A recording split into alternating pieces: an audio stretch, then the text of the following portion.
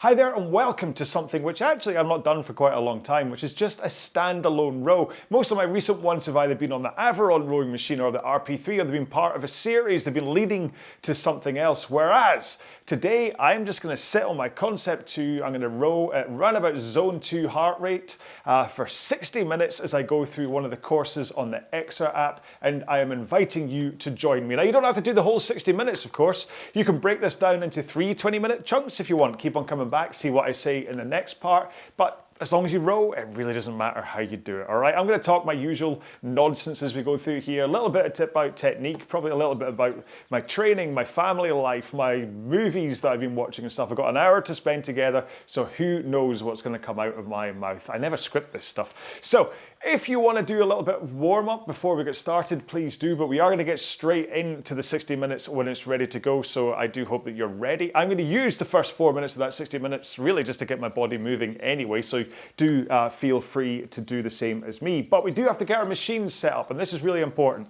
I want you to look at the resistance or the drag factor. Whatever machine you're using, I want you to look at kind of the weight of the stroke, and if you're able to adjust it, what you're looking for is to get a nice feel from the stroke, a good sensation where you feel connected, but you don't have to fight against it, okay? If you have to bend your arms early and fight against it, or if you have to swing your back too soon in order to kind of overcome the weight of it, you've got it set too high. So don't let your ego drive you here. If you have to leave her set all the way up to 10 because, hey man, that's the real way to do tough work, stop it, okay?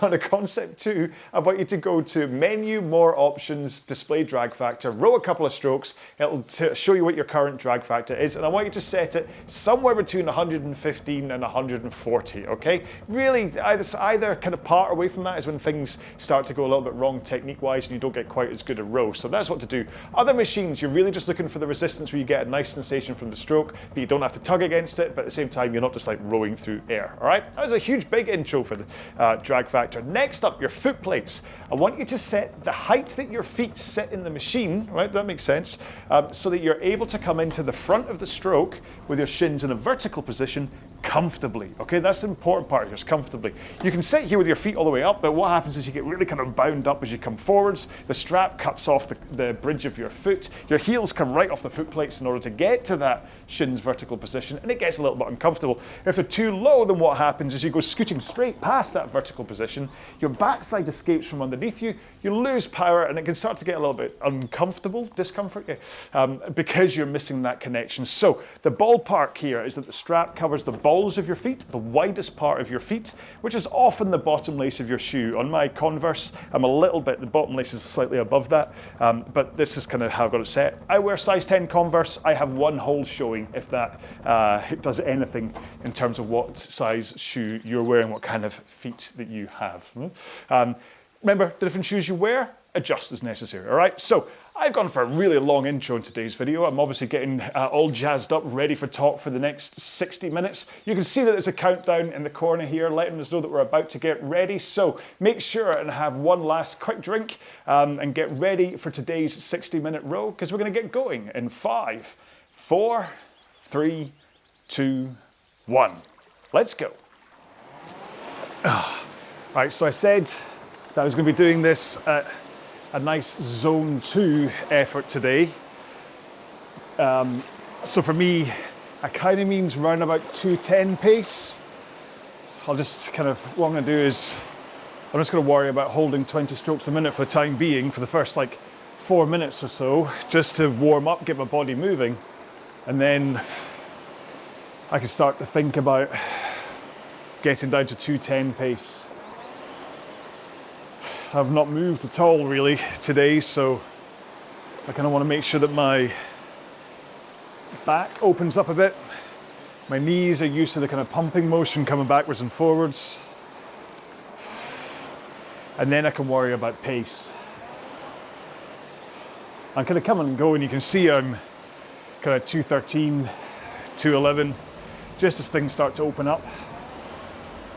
But today for me, it was meant to be like a long run day. I was going to go out and do kind of about 12 kilometers was the plan. But I had a simulation of the High Rocks race on Saturday Today is Wednesday, and my glutes still kind of haven't recovered from it, and I just thought, you know what, let's just go for a nice long row instead. Do a bit of supplementary training, because after all, the row is part of high rocks, so it definitely transfers well enough in terms of developing my rowing technique and skill for the race. But also, if I'm just working on zone 2 heart rate, just the blood transport around my body, then actually I could easily supplement or even swap the run for a row. Oh, 2 minutes in, I'm already getting my lines wrong. So yeah, so it's a way to protect my body. And you know what? The more training that I'm doing for this high rock stuff, kind of the further I'm getting away from being a rower. So I kind of, where I think back to 2017, or say, yeah, 16, 17, which is when I was at my peak for competition. That's when I was winning golds and coming fourth in the world and all that stuff. And I could happily say that I had some kind of prowess as a rower back then. But now, I'm neither a very good rower nor a very good high rocks athlete. I'm just a kind of also ran, so I want to make sure and get back into improving my rowing. Because the thing about high rocks is that it's only a 1,000 meter row that you do within all the other stuff. And although you want to make sure you are as efficient as possible during that row in terms of technique and energy output and all that stuff, kind of the least important part of high rocks is the row. Shh, don't tell anyone I said that. As long as you as you're able to do it with good efficiency, that is. If you are the kind of high rocks athlete who I see all the time, who are flapping up and down the rail like a dying salmon, then you need to pay a lot more attention to the row. But if you have good rowing fitness and an okay technique for high rocks, you don't really need to concentrate on training for the row. And that's the point I'm making, it's a training thing. So I've just not been putting that many meters in recently for like, well, I'd say for the past couple of years. Certainly today's hour-long row will be the longest one I've done in, I'd say, a good 18 months, where September 2025 right now, and I think Christmas 23, I did a half marathon on Boxing Day, and I can honestly say that's the last time I rode non-stop for over an hour. Anyway, and so the point of today's row is to keep this low intensity the whole way. You, of course, can row this however you want. You can follow me. I'm just going to hold 20 strokes a minute the whole way. And you can follow that. And maybe if you want to make things a little bit more spicy,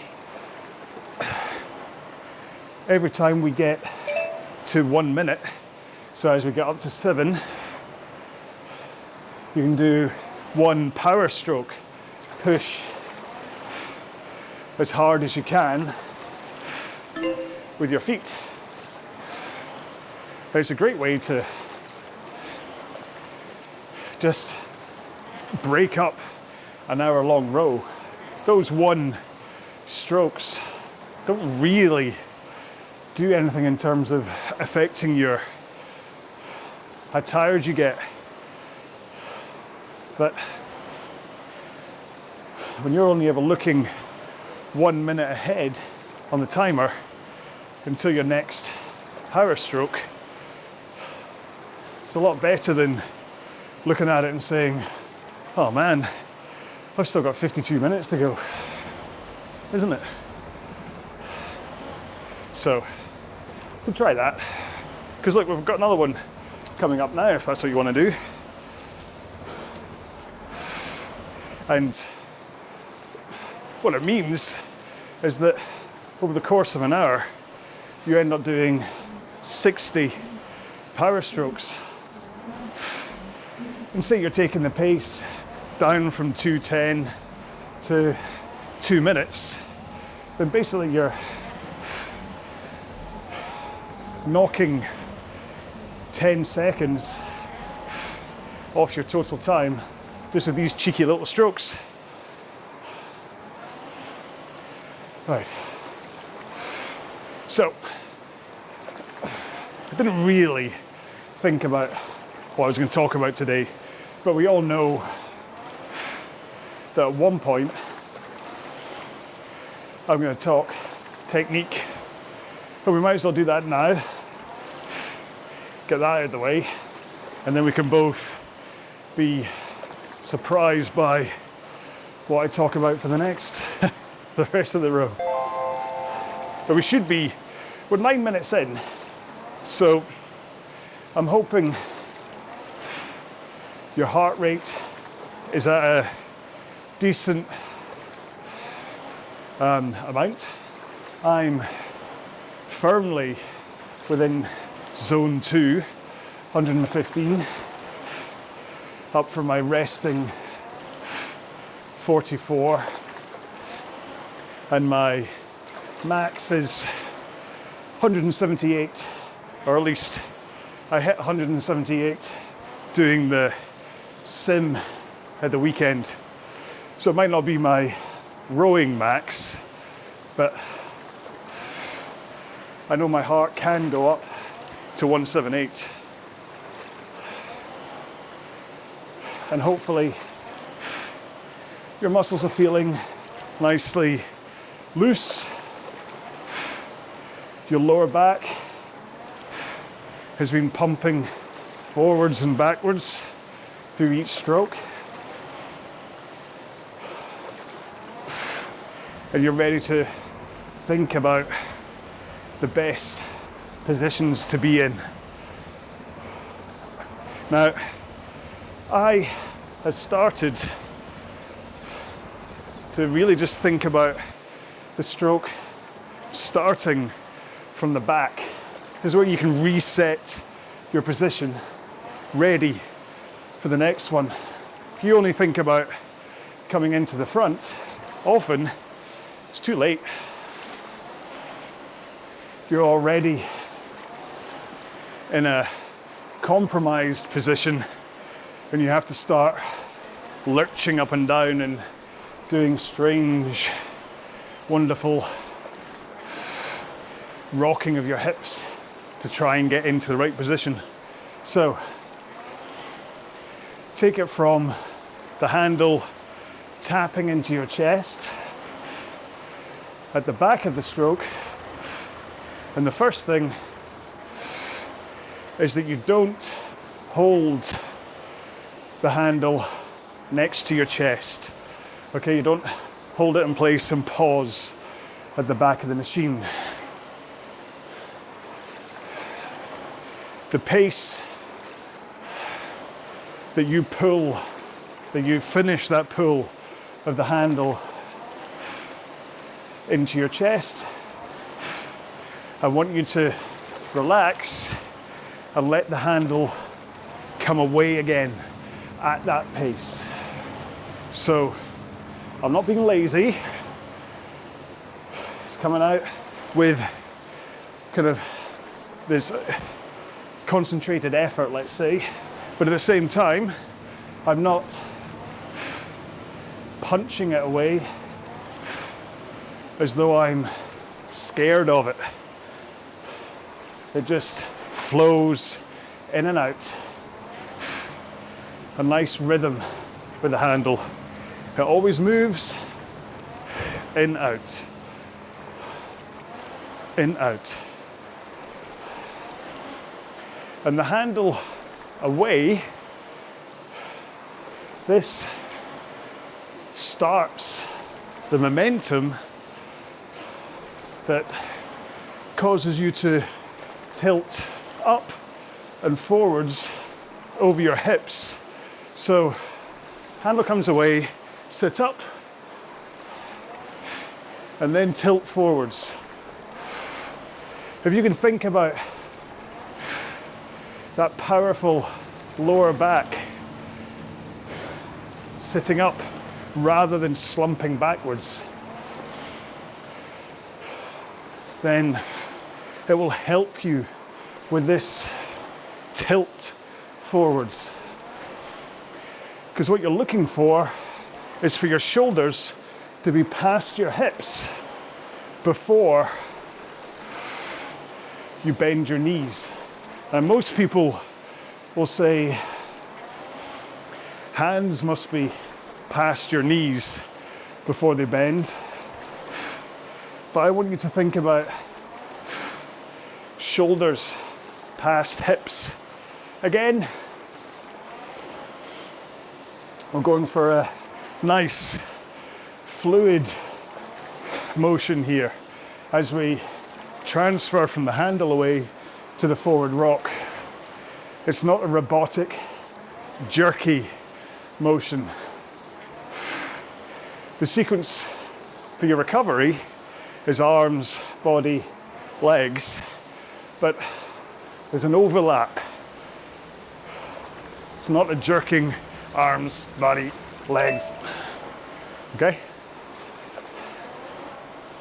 And so shoulders get past hips, and then you just have to bend your knees. And because you already have momentum taking you towards the front because of your handle away and your forwards rock, all you have to do to return to the front is bend your knees. You don't, or you shouldn't, need to yank on the foot straps in order to get to the front. So, handle comes away, nice neutral height. Try and avoid scraping it down your legs. And certainly avoid throwing it up in the air. However, if you find that you have to throw the handle up and over your knees, then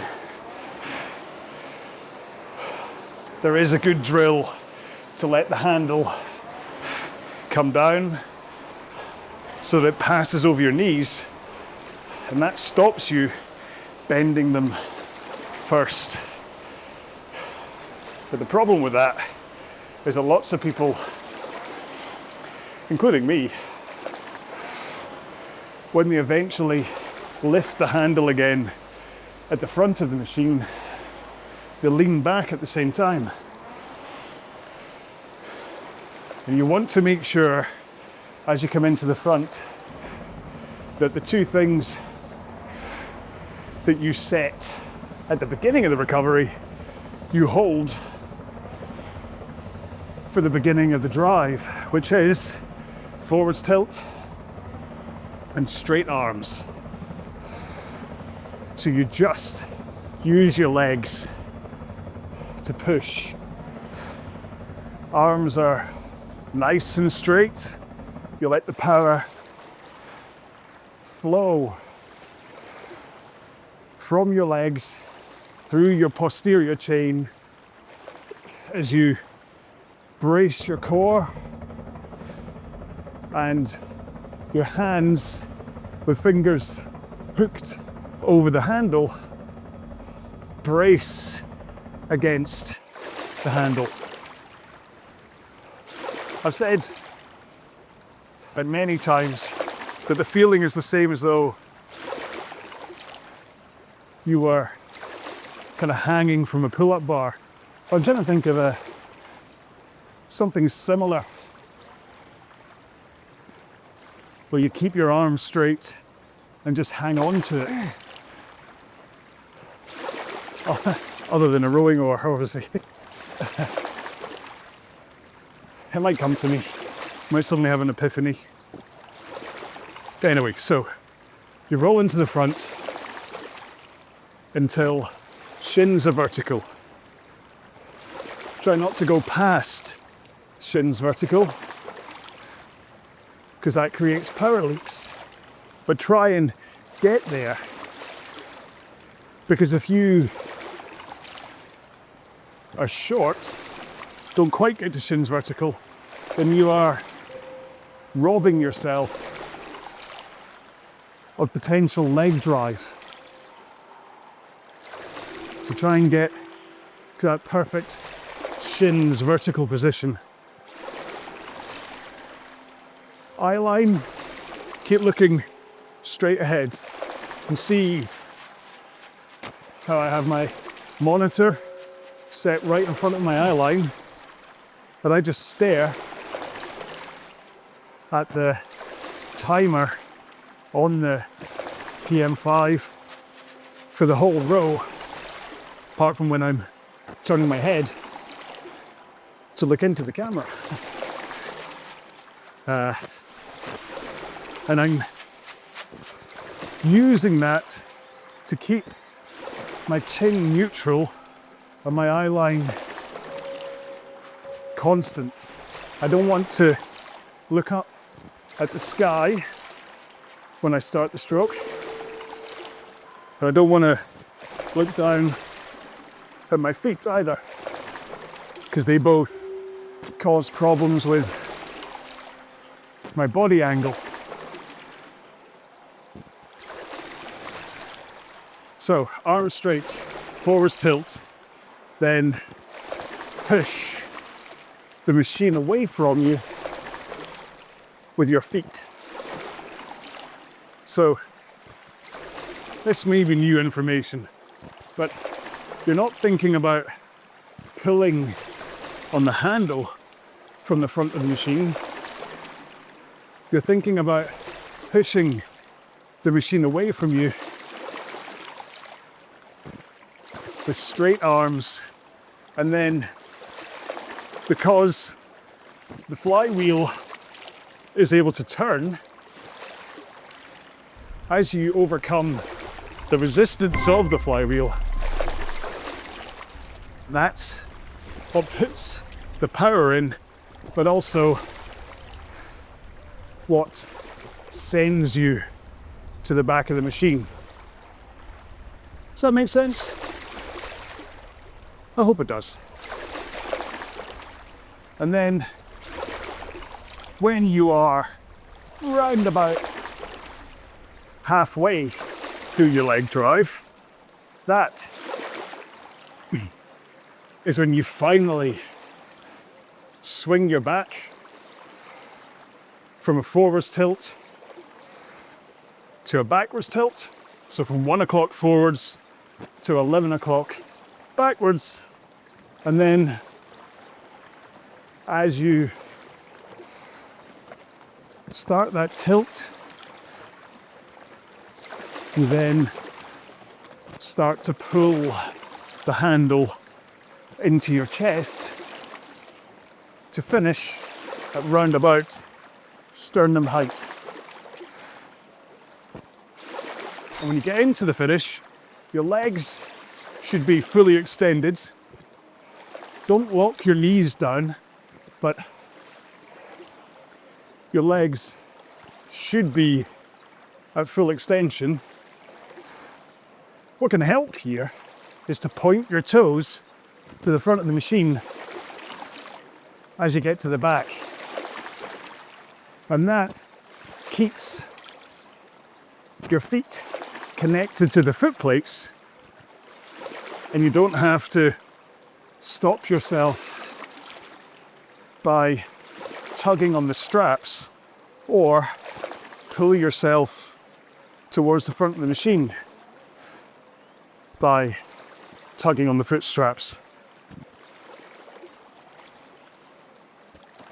Now this next one is a do as I say, not as I do, but you want to try and keep a straight line between your elbows, your wrists, and the chain.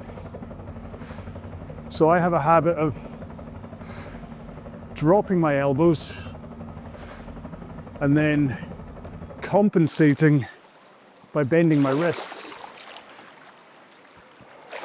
And the way to kind of get round that is to have a very slight outward flare of your elbows as you pull into a finish. And that allows your elbows to come through your sides, keeping a straight line between them, your wrists, your knuckles, the handle, and the chain. And that, in pretty much 10 minutes, is the real kind of deep dive on each part of the stroke. There's other small nuances, but that should cover most of it. And what I'd say is kind of concentrate on one, maybe two things at a time. Maybe you just think about that forwards rock into the front, holding it for as long as possible and making sure to get back into it nice and quickly. Then you can add in what's happening with your handle, or maybe do then the other way around. Think handle first, then your rock. You get what I mean.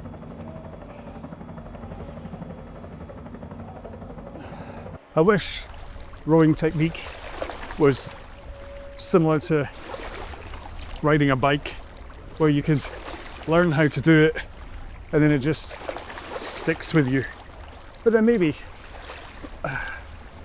it's the same as riding a bike in that anybody can eventually climb on and make the thing move, but then cycling efficiently,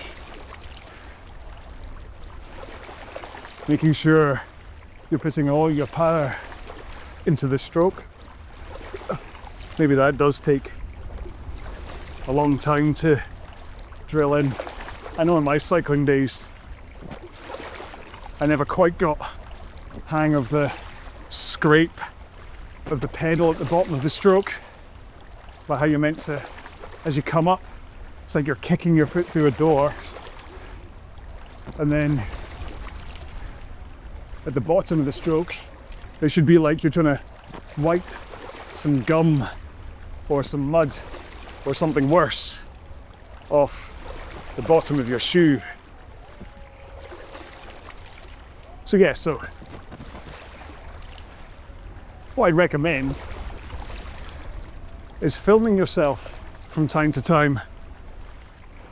Set up a camera so that you film yourself the way you can see me right now, side on, and then row at whatever pace you think best reflects your technique. Maybe around 24, and then watch it back. Look for all the things like not keeping arms straight, not getting into the position before bending knees, or like having a death grip on the handle. And if you want, if you do film yourself, send it to me and I'll have a quick look and I'll tell you what I see in your technique that you could work on. Totally for free. I just want to help people. I mean, what I'm hoping is that if I help you for free, you'll be like, hey, that guy's cool. I'm going to watch more of his videos. Maybe buy his 5,000 meter plan, something like that. But don't worry, you don't have to. No pressure. I've been doing this totally for free since 2018. That's when I had an accident with a knife and it put me out of the rowing game for so long that I needed a way to train, but not at max intensity, which my ego really wanted me to be able to do. So I worked out that if I spoke while I was working out, I can row at max. So drew up a camera, filmed it, put it on YouTube, and bit by bit it grew. Must be said, I think COVID gave a bit of a boost to anybody that was making home workout content. I do wonder whether I would be anywhere near the subscribers I have on YouTube if it wasn't for COVID, or people like Joe Wicks, would he have ended up stratospheric if it wasn't for people tuning into him in the mornings?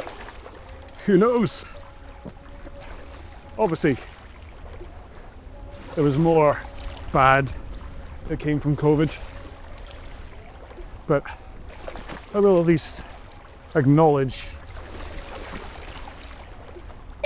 that I reached a lot more people through COVID.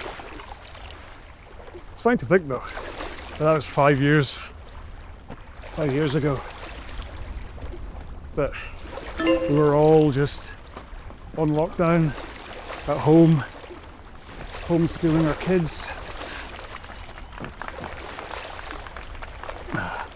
Everything was just slower. And then get to now, and it's almost like a fever dream where you're like, did that really happen? And then you go into a men's toilet and a guy walks out the cubicle straight out the door without washing his hands, and you know what he's just done, and you're like, oh man, we are doomed to repeat our same mistakes over and over again if we can't learn the importance of washing our hands after we pee, or number two. But it's funny though to have, from my point of view anyway, to have a record of what was happening through lockdown, because obviously I was sitting on the rowing machine talking pretty much every day, because I was making a workout pretty much every day. Every now and then one of my kids would run through shot in the garden. Can look back at them and go, crikey, how young they were. Wouldn't believe now that I've got a 15-year-old and a 13-year-old.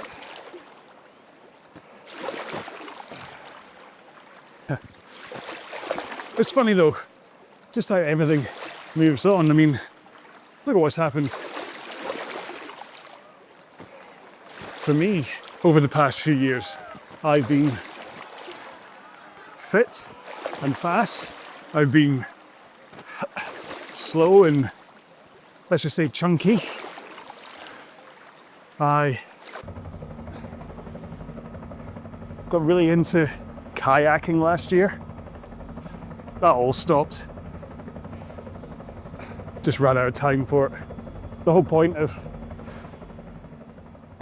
why I even got into rowing in the first place was, I just got cramp in my calf. That I used to be a cyclist.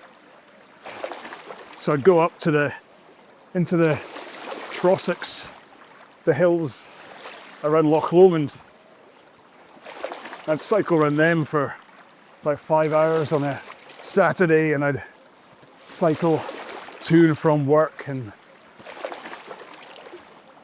all that stuff. Then I had kids, and suddenly you realise how selfish you're being when you go away for a 5-hour bike ride and leave the kids at home with your wife. So I got into rowing instead, because frankly I could do to myself in 20 minutes what it took 5 hours on a bike to achieve. And also it was just the setup time. You gotta go, I'm gonna go for a bike ride, get a bike out, get all your kit ready, pack an emergency bag, and you're like 45 minutes between deciding we're gonna go for a ride, and actually starting. And you get home and you've got 20 minutes to, I mean, there was 10 minutes. You get what I mean? Time. And so last year, when I got into kayaking, I kind of just went straight back to spending hours doing it instead of minutes. Like on a Saturday, I'd get up at 7 in the morning, get my kayak out, strap it to the car, get to the kayak club for like 8, we then drive to somewhere for 9, spend 2 or 3 hours going down a river, then get back, get home. Suddenly 6 hours is gone, and I'm like, hang on, I've got better things to do. So I stopped the kayaking thing. To be honest though, I managed my entire kayaking career of last year without any mishaps. Not once did I capsize, unless it was on purpose in training.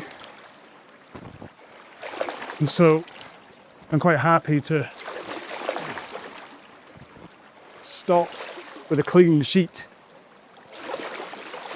It's kind of like years ago,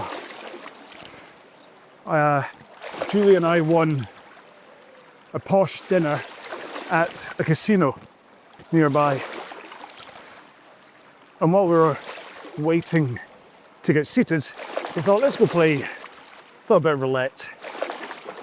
Had a tenner, £10. Put it on black or odds, evens, whatever. And we won. Oh, £20. Let it roll, ride, whatever. Ooh, £40. Then did one more and turned that £10 into 80 and then stopped. And that was, I don't know, 2008 maybe? Certainly before the kids were born. And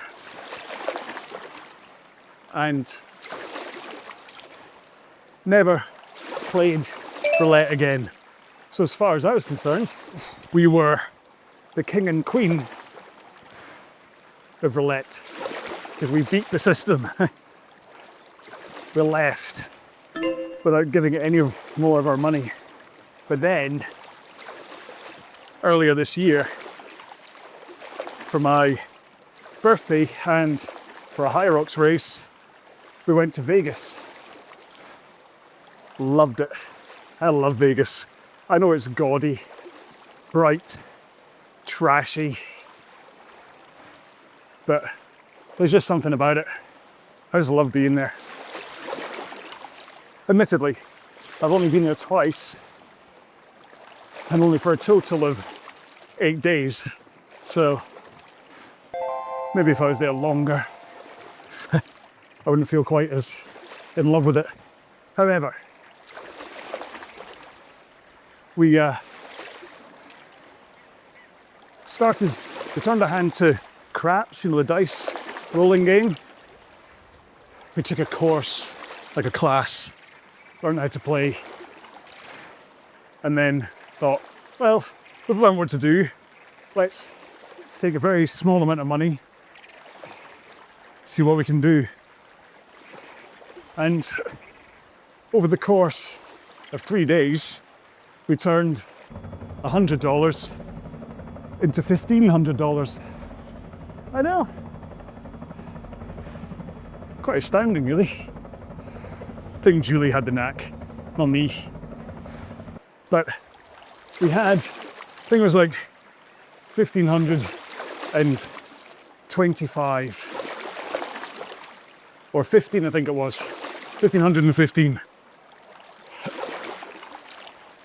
And so we thought, you know what, let's just take that 15 and put it on red, on roulette. And we did. And we lost our money. The 15 that is. We still left with the 1,500. So we were no longer the king and queen of roulette. But you think, oh, look at him winning $1,500. Really all it did was offset how expensive it is there. I mean, I'd go to Starbucks for a coffee, $11. We'd go to a bar, I think a Guinness at the Irish bar, I think it was 20. Was that the 15 or 20? I know like a bottle of Modelo was 15. One night we went to the Speakeasy cocktail bar in Mandalay Bay. Had 2 cocktails each. $100. And so, really, you still don't win when you're in Vegas. They still just take the money back off you in another way. But as being, I was there to race High Rocks. It was all a great trip anyway, even if I didn't perform quite as well as I wanted due to injury. Which actually is the other reason why I'm rowing today, because it's low impact and I'm not pounding the streets. It gives my knees and my Achilles tendon a chance to recover, because I don't know about you, but I'm not 18 anymore, and nowadays when I get injured it hangs around. It takes a while to go. Used to be, I mean, when I was 17, 18, actually 17, I started playing squash and slowly got relatively okay at it. But my left ankle just had a habit of being on me, and I'd roll it all the time, middle of a match, all miss my footing, and suddenly I go down like a sack of potatoes. And that would be the end of my match. But then, by the next day, I could probably feel a little bruising, but it'd still be good to go. My body would repair itself overnight. But nowadays, if I did that, you wouldn't see me for months. Because I think same ankle actually, so maybe it's linked, but in November last year, I developed Achilles tendonitis in my left ankle, and it just wouldn't go away. That actually took for me to have to stop training entirely through February for it to just stop hurting. And then March, didn't do any running.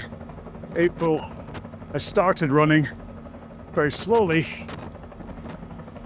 and it was okay until I did the Drum Chapel Park run, which is up a hill, or has hilly sections at least, and I just felt it twang again. I'm like, oh man.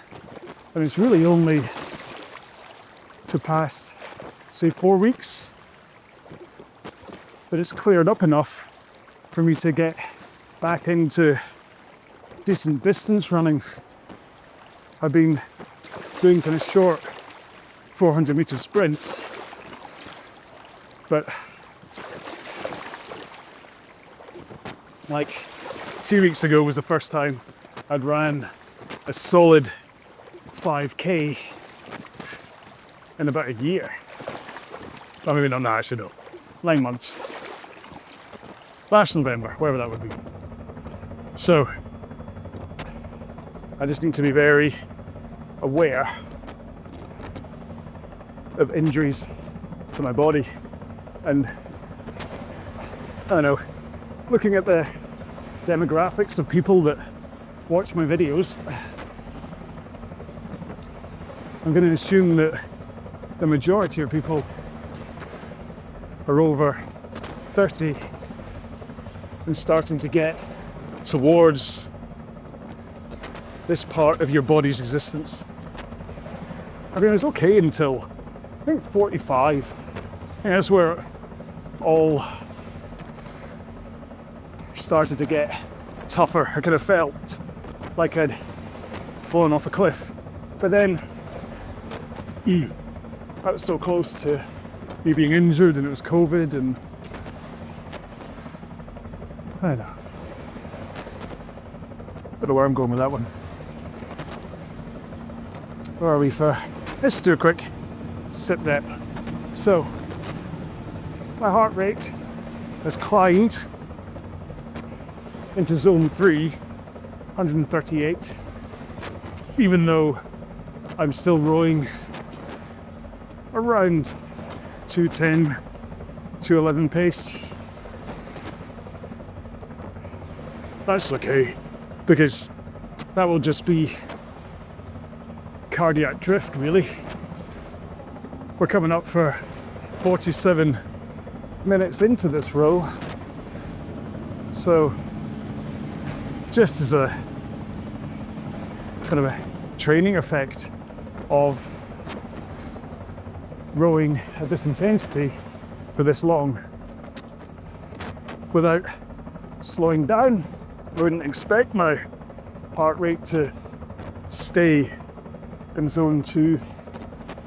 Maybe if I trained more at these longer rows, it would, but I don't know.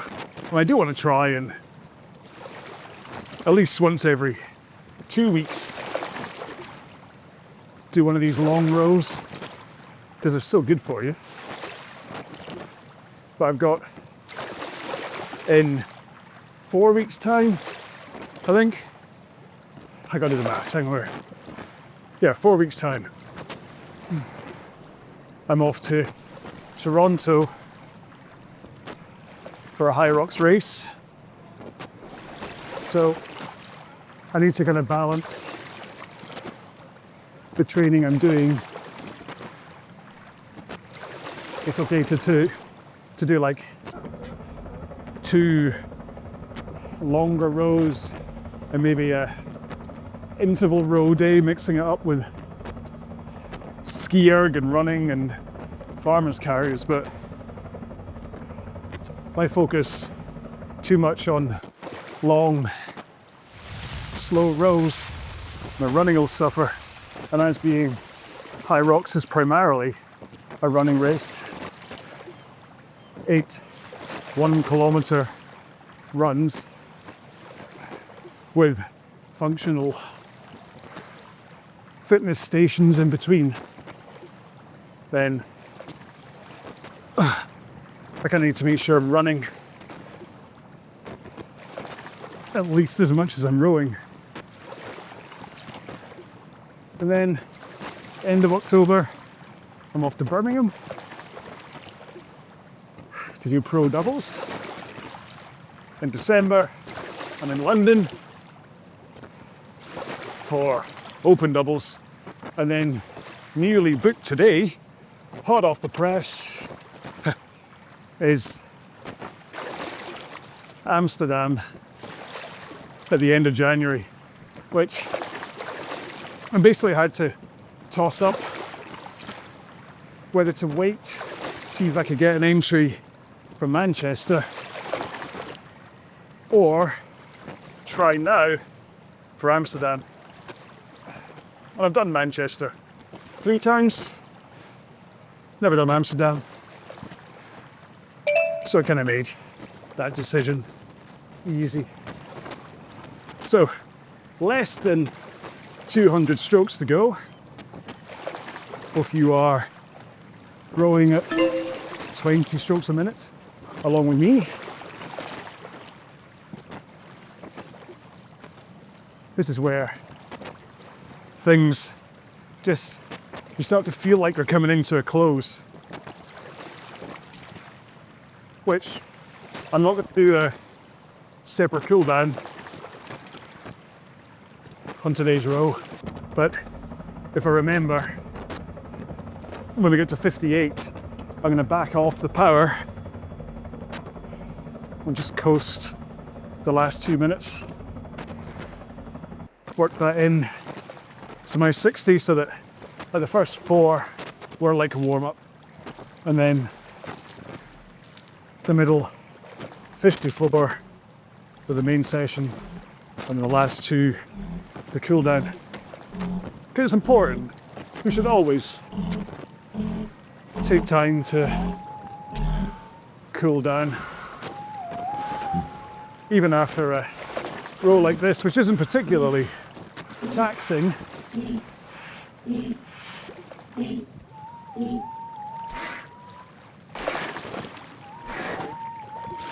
Juliet, slow down. Stop it. Maybe again. Not being 18 anymore. I used to think about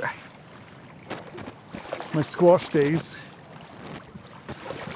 I do, so it'd be like, I'll go to drink a beer, vodka Red Bull, get home at 4 in the morning, sleep till about 9, 10, pack my kit, go play a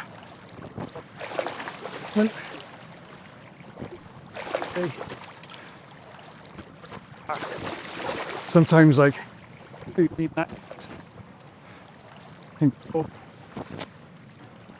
meet up with friends, pub, go, and then often, even if it wasn't a continuation of the tournament Sunday, it would be a coaching day by 7. Focusing on me coaching. And then sometimes I go out on a Sunday night, not often. As we've seen on a Sunday, great. We usually have either work or college in the morning, so I used to be by then.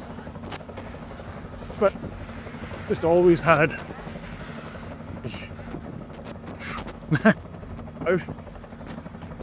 fine. Get o'clock in the morning for a pee at ruin, and that's restful sleep. And I'm like there with a sore head the next day. I think it's just when you're 18, your life really, or my life, was just going out, playing squash. Didn't have any other concerns to stress me out or tire me out. So you're able to have the restful sleep of the ignorant, somebody who doesn't know about the weight of what it's like to have a mortgage, teaching these girls a demanding job, and then trying to fit in not only my own training, but also trying to make videos like this for you. Yeah, when going back to COVID, it was a lot easier when didn't have a social life, didn't have to take the kids to swimming club. All I had was work and RowAlong, and then just spending time with the family. The most exciting change in the week was the Tesco delivery. And somebody new would come to your door. Yeah. But time moves on, and you just reassess, don't you? Where you are, what your goals are.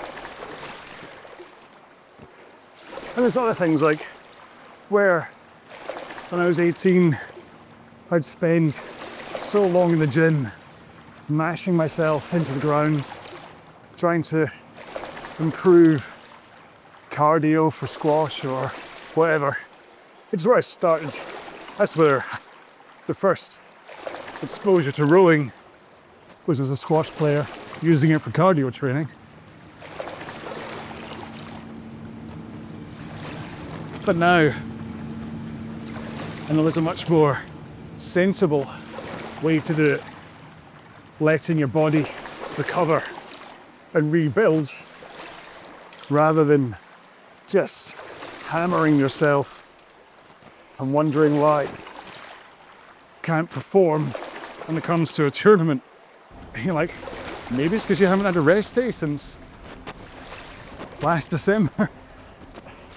Whereas now in my training, I make sure to have one day with no cardio, one day with no resistance, and one day with absolutely nothing. And that, along with watching my nutrition, seems to be the magic formula to keep me moving right now and performing. Or well, let's see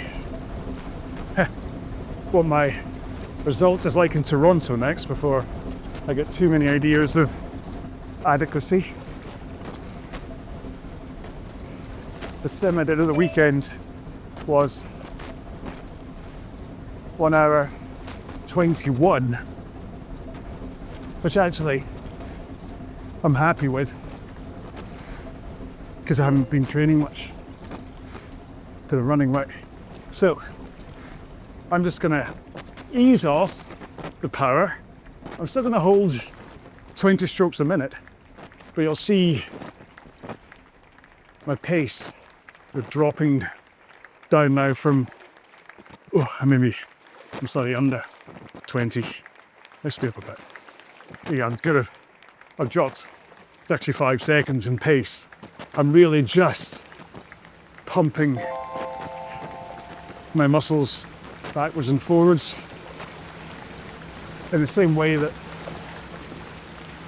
in the warm-up I was letting my body open up. It used to what was about to happen. It's kind of the reverse. I'm not closing my body, but I'm gonna, well, you know what Cooldown is. So,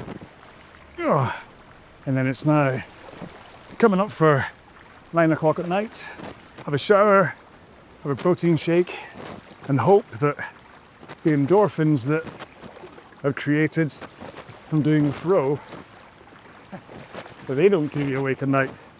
It's a double-edged sword. Sometimes doing a late night workout and just crash out in bed. Other times you're lying there going, why can't I sleep? Again, squash days. Out.